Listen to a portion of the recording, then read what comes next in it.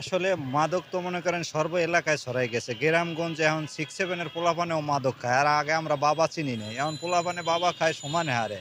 এটা সরকারের প্রতি কঠিন আকারে নজর দেওয়া উচিত। আর মাদক ব্যবসায়ী যারা এখন ডাইরেক্ট ক্রস ফায়ার দিয়ে মাইরে দেন।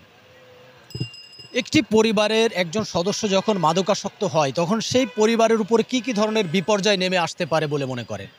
আমি মনে করি এক কথায় বলা যায় ও পরিবার শেষ। একটা মাদক দ্রব্য যদি সন্তান থাকে তা ও পরিবার আর সামনে কোনো আগানের কোনো রাস্তা নাই। ও খালি ধ্বংসই করবে। মাদক আসলে এটা সমাজের একটা মরণঘাতী ব্যাধি। মাদক শুধুমাত্র একজন ব্যক্তিকে না, একটা পরিবারকে, একটা সমাজকে, একটা দেশকে বিমূলে নষ্ট করার জন্য যথেষ্ট। তো এটা আসলে আমরা একজন বা দুইজন বা মুষ্টিমেয় মানুষ এটা আসলে নির্মূল সম্ভব না। এটা আমাদেরকে সবাইকে, সর্বস্তরের মানুষকে মন থেকে এটা চেষ্টা করতে হবে। সর্বপ্রথম সরকারকে কঠিন পদক্ষেপ নিতে হবে। মাদকের উৎসগুলা নির্মূল করতে হবে। মাদক আমাদের দেশে আমরা যতটুকু জানি যে ওইভাবে কোনো মাদক উৎপাদন হয় না। সবগুলা মাদকই বাইরে থেকে আসে।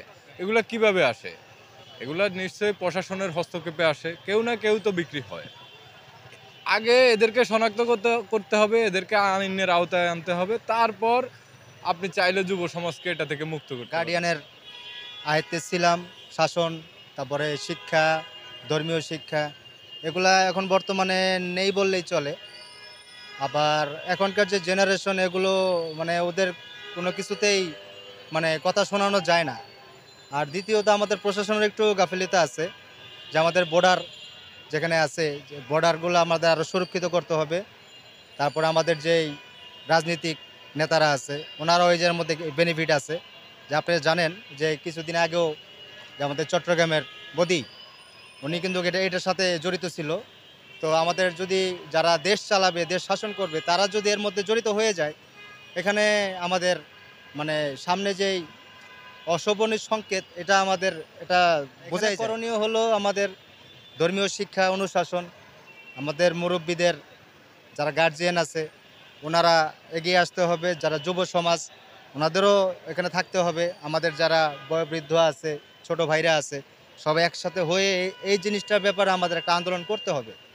আর প্রথমত এখানে সবচেয়ে বড় হলো যে আমাদের যে বন্ডিংটা, আগে যে আমরা যৌথ ফ্যামিলি ছিলাম, আমাদের একটা টাইম ছিল, স্কুলে যাওয়ার টাইম, মাদ্রাসায় যাওয়ার টাইম, খাওয়া দাওয়ার টাইম, পড়াশোনার টাইম, খেলাধুলার টাইম, এগুলো এখন কোনোটাই নাই। এই ডিজিটাল করতে করতে আমাদের এমন একটা পর্যায়ে নিয়ে যাওয়া হয়েছে, যেখানে আমরা মানে অসুস্থ একটা মানসিকতা, অসুস্থ প্রতিযোগিতার মধ্যে আমরা আছি। এর মধ্যে যে যার মন চাইতেছে সেই তাই করতেছে। ছোট ছোট বাচ্চারা সিগারেট কিনে খাচ্ছে দোকান থেকে। যদি জিজ্ঞেস করি, বাবা এটা কেন কিনলে, কেন খাচ্ছ, সে বলে আমার বাবার টাকাতে আমি খাই। আপনি কি বলেন? সরাইতে গেলে ওইভাবে আস্তে আস্তে আস্তে আস্তে তৃণমূল থেকে একদম হাই লেভেল পর্যন্ত একদম চিরুনি অভিযান দিয়ে সব ক্লিয়ার করতে হবে। এই ছাড়া স্যার উপায় নাই। ধন্যবাদ। জি, ধন্যবাদ। দর্শক যেমনটি শুনছিলেন, মাদক মুক্ত একটি সমাজ গড়তে আসলে যা করণীয়, বর্তমান প্রজন্মে মাদক একটি ভয়াবহ ব্যাধিতে রূপান্তরিত হয়েছে। এই মাদকাসক্ত হয়ে কিন্তু অসংখ্য পরিবার কিন্তু একেবারে ধূলিসাৎ হয়ে যাচ্ছেন, নিমেষেই ধ্বংস হয়ে যাচ্ছেন, মারাত্মক ক্ষতির সম্মুখীন হচ্ছেন।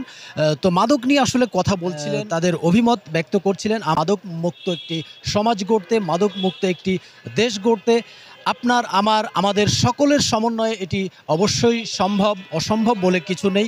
তাই নিজ নিজ স্থান থেকে আপনারাও উদ্যোগ নিন, কিভাবে আমরা আসলে এই সমাজ থেকে মাদক নির্মূল করতে পারি। সরকার মনে হয় এটা নিয়ন্ত্রণ করতে পারবো। সম্ভবত সরকার বেশি প্রসার চাপ দিলে সম্পূর্ণ এটা ক্লিয়ার হয়ে যাইব। সবাই যদি আমরা চেষ্টা করি তাহলে পারা যাইব।